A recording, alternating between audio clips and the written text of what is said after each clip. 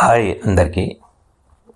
ఈరోజు మనం Matthew Arnold రాసినటువంటి డోవర్ బీచ్ ఈ పోయం గురించి తెలుసుకుందాం. ఇది ఒక అద్భుతమైనటువంటి poem.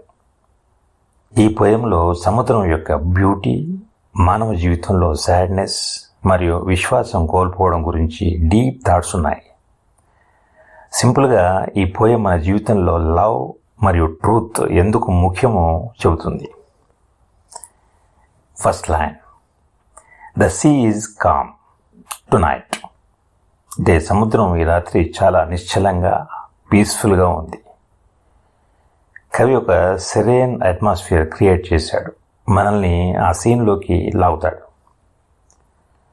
The tide is full, the moon lies fair. అంటే సముద్రపు కెరటాలు ఉప్పొంగుతున్నాయి, చంద్రుడు ఆకాశంలో అందంగా క్లియర్గా కనిపిస్తున్నాడు. ఈ లైన్లో నేచర్ యొక్క బ్యూటీ హైలైట్ అవుతుంది. Upon the streets on the French Coast the light.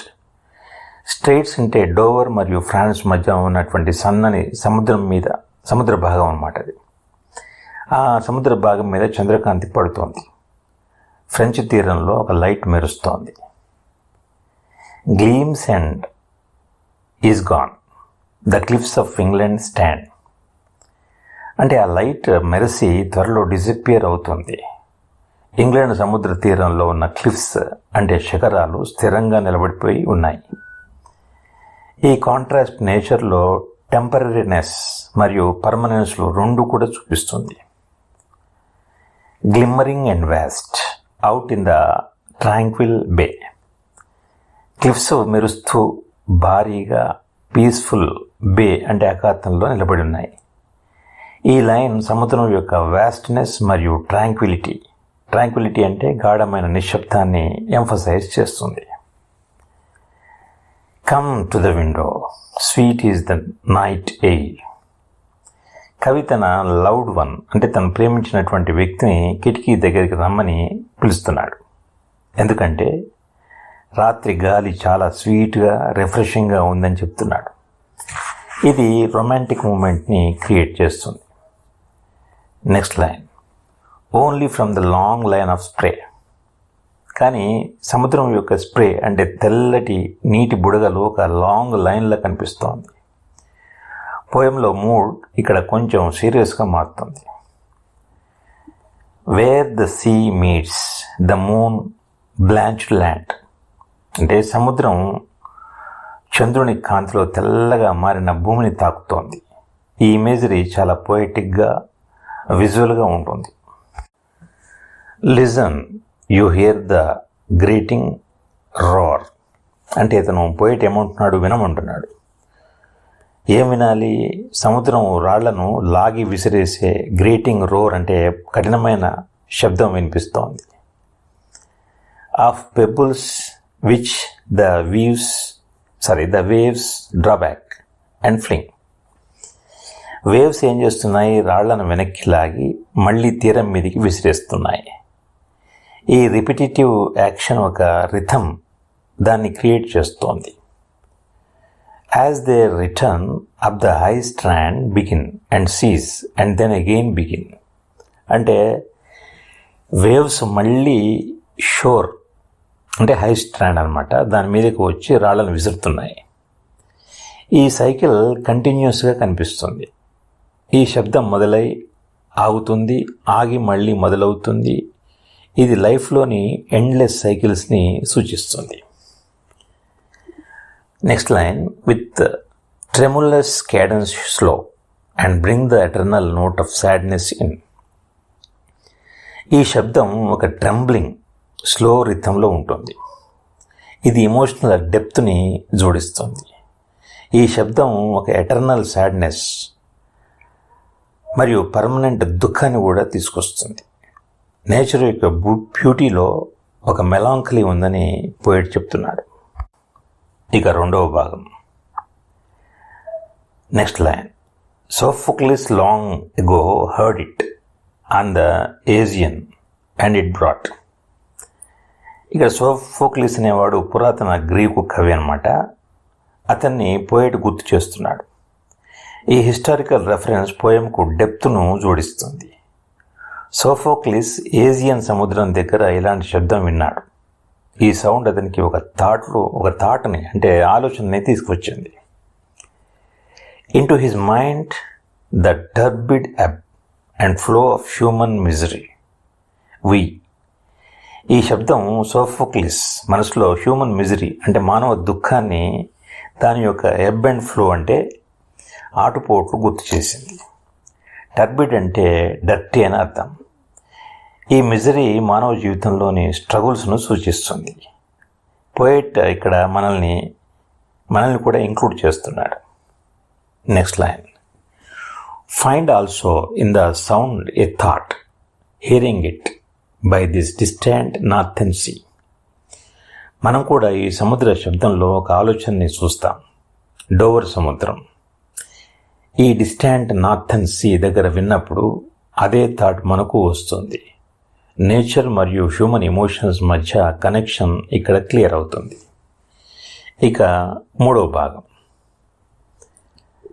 Next line, the sea of faith was once too at the full and round earth shore. ఇక్కడ పోయిట్ సీ ఆఫ్ ఫెయిత్ గురించి మాట్లాడతాడు. ఇది religion మరియు స్పిరిచువాలిటీని సూచిస్తుంది. ఒకప్పుడు ఈ faith బలంగా ఫుల్గా ఉండేది. ప్రపంచ తీరం చుట్టూ వ్యాపించి ఉండేది.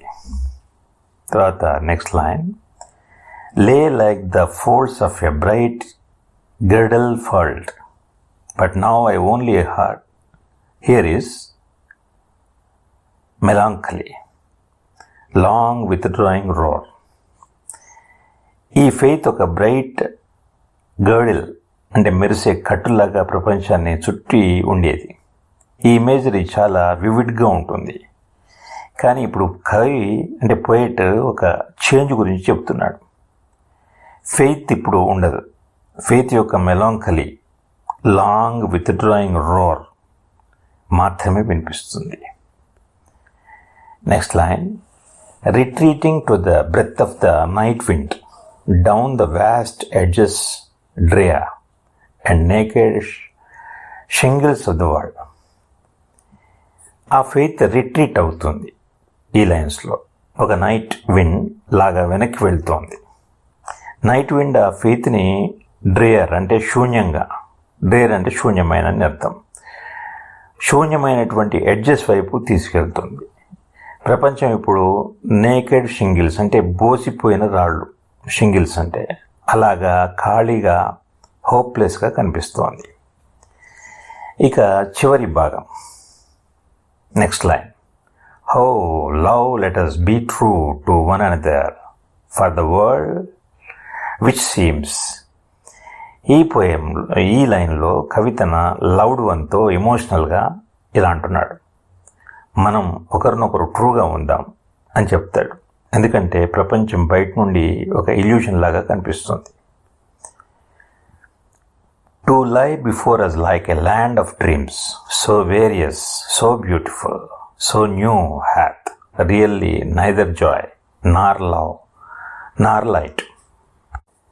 ఇది డ్రీమ్స్ లాంటి ఒక బ్యూటిఫుల్ ల్యాండ్ లాగా కనిపిస్తుంది. ప్రపంచం కలర్ఫుల్ మరియు అందంగా కొత్తగా కనిపిస్తుంది. కానీ ఇది నిజం కాదు. నిజానికి ఈ ప్రపంచంలో జాయ్, లవ్ లేదా లైట్ ఏమీ లేవు అంటున్నాడు poet. Next line, Nar సెటిట్యూడ్ nor peace nor help for pain and we are here as on a darkling plain. ఇది సెటిట్యూడ్ అంటే నమ్మకం, పీస్ లేదా పెయిన్కి రిలీఫ్ ఇవ్వదు. మనం ఒక డార్క్లింగ్ పెయిన్ అంటే చీకటి మైదానం మీద ఉన్నాం, ఒక హోప్లెస్ సిచ్యువేషన్లో ఉన్నామని ఈ లైన్ యొక్క భావం. Swept with confused alarms of struggle and flight where ignorant armies clash by night. ఇది లాస్ట్ లైన్ అన్నమాట. ఈ మైదానంలో స్ట్రగుల్ మరియు ఫ్లైట్ అంటే పోరాటం మరియు ఎస్కేప్ యొక్క కన్ఫ్యూజ్డ్ అలార్మ్స్ ఉన్నాయి. ఇక్కడ ఇగ్నోరెంట్ ఆర్మీస్ అంటే రాత్రిలో తెలియకుండా క్లాష్ అవుతున్నాయి అని అర్థం. ఇది ఖేయాస్ మరియు కన్ఫ్యూజన్ని సూచిస్తుంది. ఇక టోటల్గా చెప్పాలంటే డోవర్ బీచ్ మనకు నేచర్ యొక్క బ్యూటీని చూపిస్తుంది, కానీ అదే సమయంలో లైఫ్లోని స్ట్రగుల్స్, లాస్ ఆఫ్ ఫెయిత్ మరియు అన్సర్టెనిటీ గురించి కూడా ఆలోచింపజేస్తుంది. చివరిలో ఇంత కేయాస్లో కూడా లవ్ మరియు ఆనెస్టీ మనల్ని కాపాడుతాయని చెప్తుంది. ఈ పోయం 1867లో రాసిన ఈరోజు కూడా మన లైఫ్కి రిలేట్ అవుతుంది. రైట్? మీకు ఈ పోయం గురించి ఏమనిపిస్తోంది? మీరు కూడా లైఫ్లో ఎలాంటి ఫీలింగ్స్ ఫేస్ చేశారా? కమెంట్స్లో పెట్టండి. మరియు ఇలాంటి ఇంట్రెస్టింగ్ వీడియోస్ కోసం ఈ ఛానల్ని సబ్స్క్రైబ్ చేయండి, బెల్ ఐకాన్ నొక్కండి. Thank you for watching.